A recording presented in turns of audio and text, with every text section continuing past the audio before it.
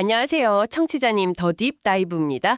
이번 주 경제 캘린더, 정말 빽빽하죠. 중요한 발표란 이벤트가 아주 그냥 가득한데요. 저희랑 같이 한번 깊이 파헤쳐 보시죠. 저희가 이코노데이 트레이딩 이코노믹스 자료는 물론이고요. 뉴욕 연준, 미국 경제 분석국, 인구조사국, 그리고 딜로이트랑 컨퍼런스 보드의 최신 전망 보고서까지 정말 다양한 정보들을 싹 모아서 분석해 드릴 겁니다. 이번 주 저희 목표는 아주 명확합니다. 청취자님께서 그래서 뭘 봐야 되는 거지? 이 지표가 도대체 나랑 무슨 상관이야? 왜 중요해? 이런 질문에 저희가 좀 속 시원하게 답을 드리는 거예요. 특히 이번 주는 인플레이션 방향을 좀 가늠해 볼 수 있는 핵심 지표들 나오고요. 중앙은행 결정도 있고 또 무역 데이터도 나옵니다. 네, 맞아요. 이게 다 앞으로 경제가 어떻게 흘러갈지 보여주는 뭐랄까 중요한 단서들이 될 거거든요. 특히 요즘 계속 얘기 나오는 그 관세 있잖아요.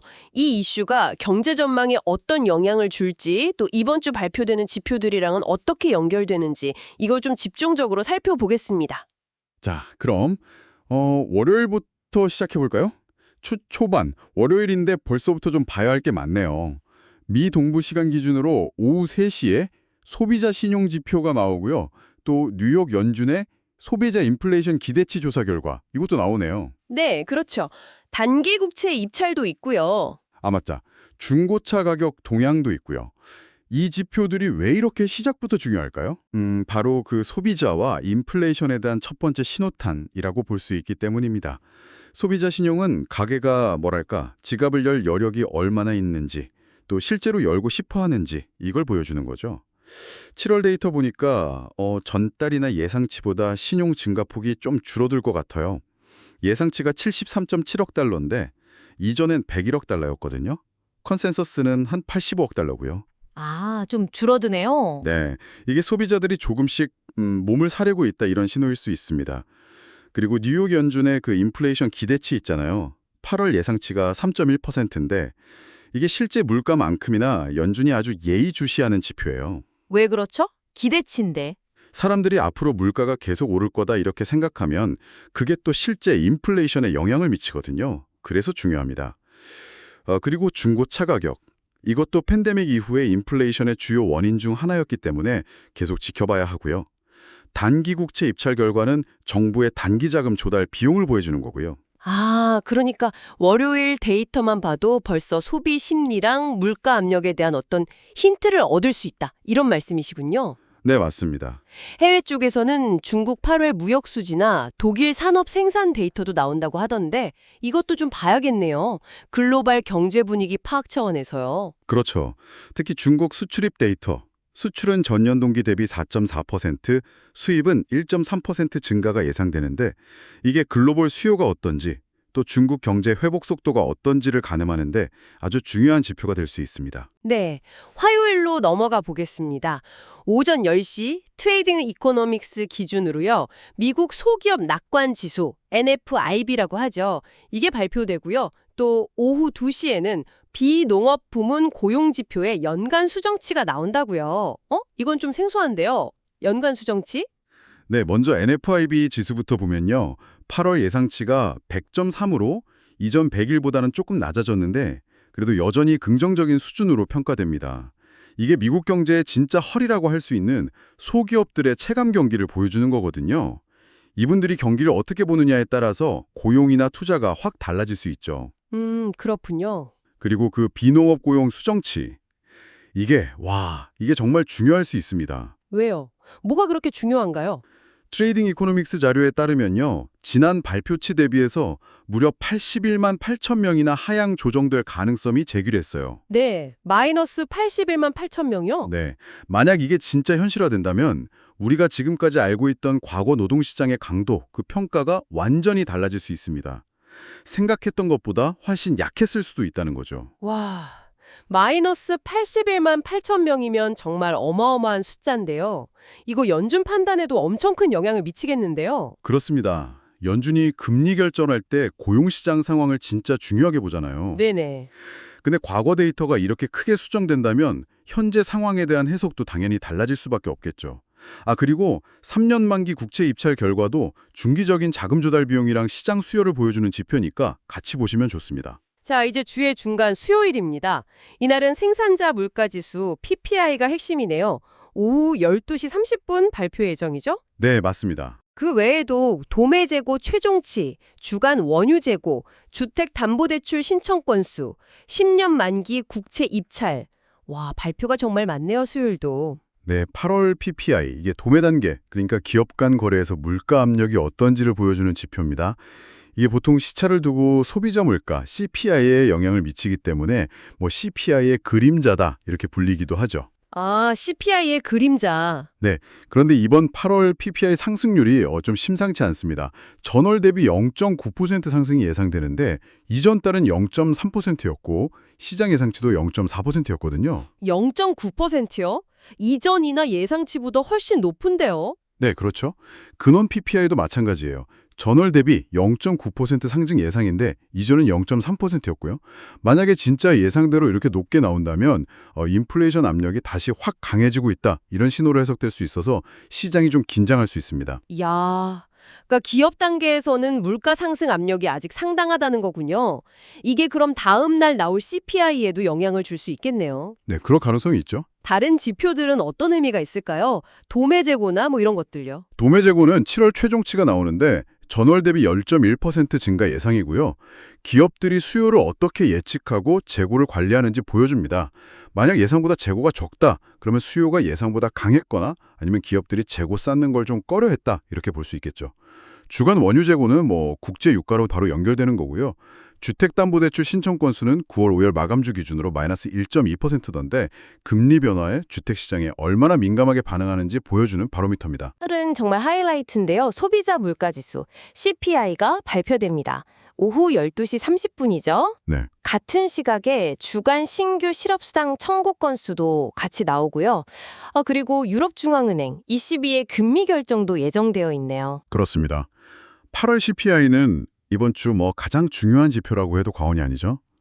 연준의 금리 정책 방향 그리고 우리 모두의 실질 구매력에 직접적인 영향을 미치니까요.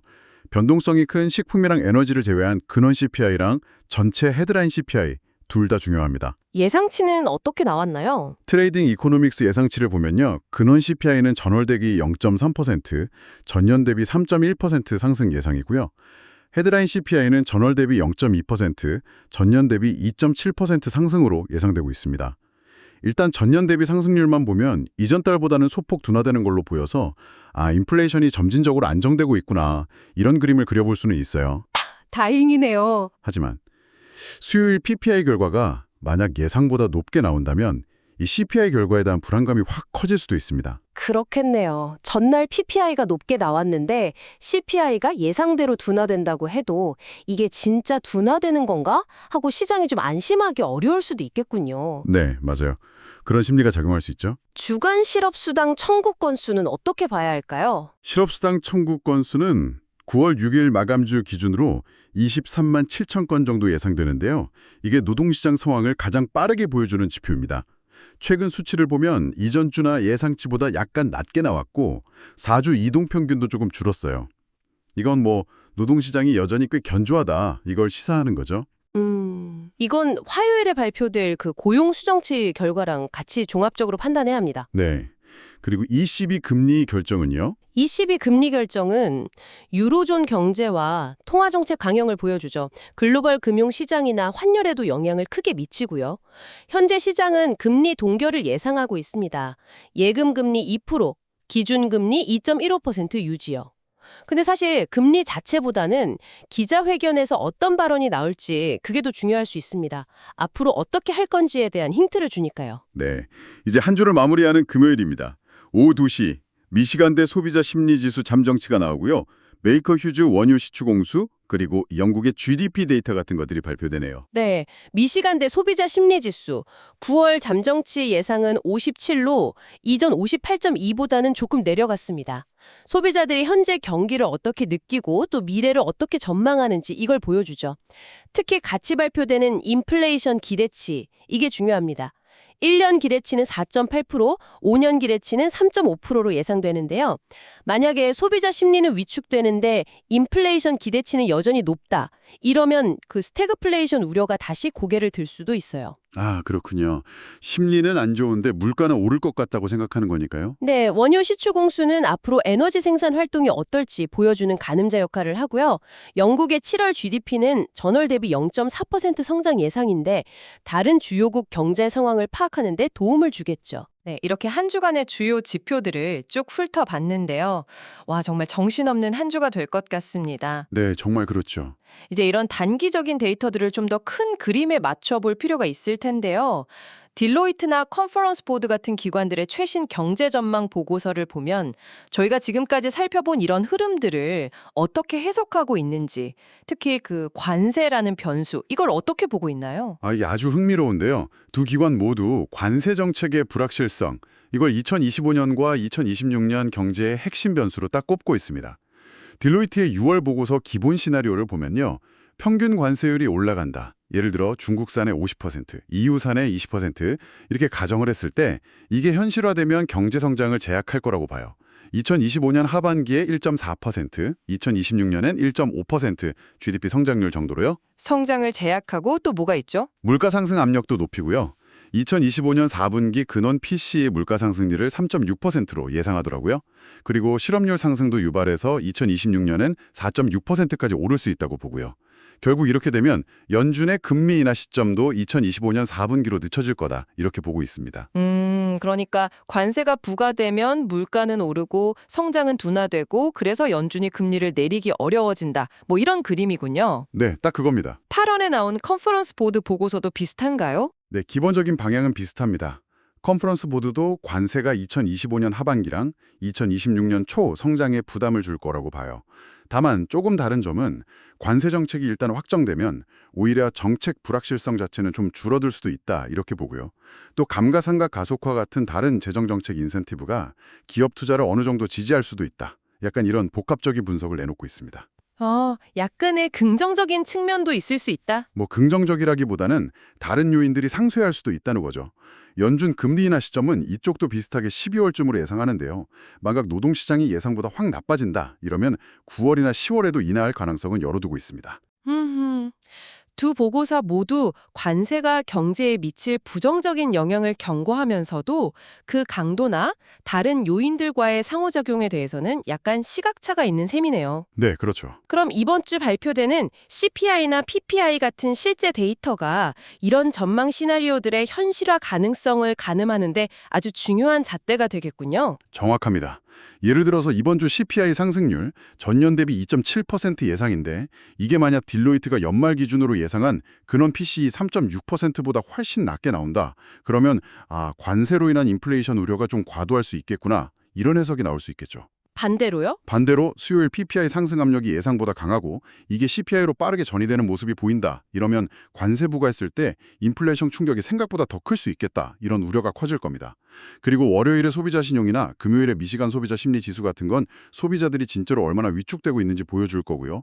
주간 실업수당 청구 건수랑 화요일의 고용 수정치는 노동시장의 실제 체력을 드러내겠죠. 결국 연준은 이 관세발 물가 상승 압력이랑 경기 둔화 또 잠재적인 고용 악화 가능성 이 사이에서 정말 어려운 줄타기를 해라 하는 상황이군요. 그렇습니다. 정말 어려운 과제죠. 딜로이트 보고서에는 더 흥미로운 다른 시나리오들도 있어요. 어떤 거죠? 예를 들어 상방 시나리오, 그러니까 관세 긴장이 좀 완화되고 연준이 빠르게 금리를 인하하는 경우 트레이드 텐션스 이즈인데요. 이럴 때는 인플레이션이 빠르게 안정되고 성장이 가속화될 수 있다고 봐요. 반대로 하방 시나리오, Trade Deals Fall Apart라고 이름 붙였는데 관세 전쟁이 격화되고 금융시장 불안까지 겹치는 최악의 경우죠.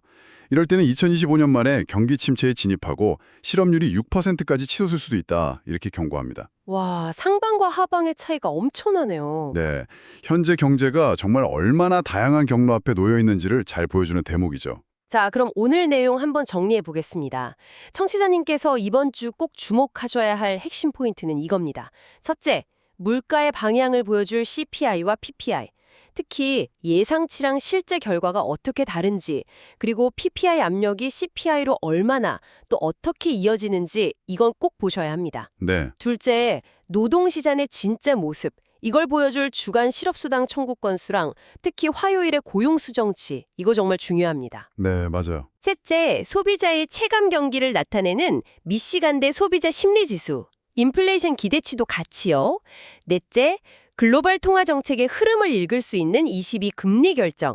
이 데이터들이 결국 관세 우려와 맞물려서 딜로이트나 컨퍼런스 보드가 제시한 여러 전망 시나리오 중에 어디로 더 무게추가 기울게 할지 이걸 지켜보는 것이 이번 주 경제 데이터를 읽는 핵심 포인트가 될 것 같습니다. 네. 그리고 한 가지 더 잊지 말아야 할 것은 이런 경제 지표들이 서로 다 영향을 주고받는다는 점입니다. 예를 들어 딜로이트 보고서에서도 지적했듯이 관세는 단순히 수입품 가격만 올리는 게 아니에요. 중간재 비용 상승을 통해서 미국 기업들의 수출 경쟁력에도 영향을 줄 수 있습니다. 근데 그 효과가 바로 나타나는 게 아니라 시간이 좀 걸릴 수도 있고요. 아, 그렇군요. 네. 따라서 단기적인 지표 변화 하나하나에 너무 막 일희일비하기보다는 좀 더 큰 흐름 속에서 정책 변수, 그러니까 관세나 연준 금리 같은 것들이랑 실제 발표되는 실물 경제 데이터가 어떻게 상호작용하는지 이걸 꾸준히 추적하는 게 중요합니다. 경제 상황에 대한 평가는 언제든 정말 빠르게 바뀔 수 있으니까요. 네, 명심하겠습니다. 마지막으로 청취자님께 생각해 볼 만한 질문을 하나 던져드리고 싶습니다. 오늘 저희가 살펴본 경제 전망 보고서들에서 관세랑 같이 잠재적인 리쇼어링, 그러니까 해외 생산 기지를 다시 자국으로 돌리는 거요. 이 가능성이 중요하게 언급되었는데요. 네, 그렇죠. 보고서에서도 단순히 공장만 옮긴다고 끝나는 게 아니라 숙련된 기술 인력을 확보하는 문제 같은 게 여전히 과제로 남아있다고 지적하거든요. 청취자님께서는 현재 공급망의 탄력성이 어느 정도 수준이라고 보시는지, 그리고 여전히 남아있는 취약점은 무엇일지 한 번쯤 고민해 보시면 어떨까요? 이것은 저희가 오늘 다룬 내용에서 한 걸음 더 나아가서 청취자님께서 스스로 탐구해 볼 만한 흥미로운 주제가 될 것 같습니다. 오늘 저희가 준비한 심층 방석은 여기까지입니다. 들어주셔서 감사합니다. 감사합니다.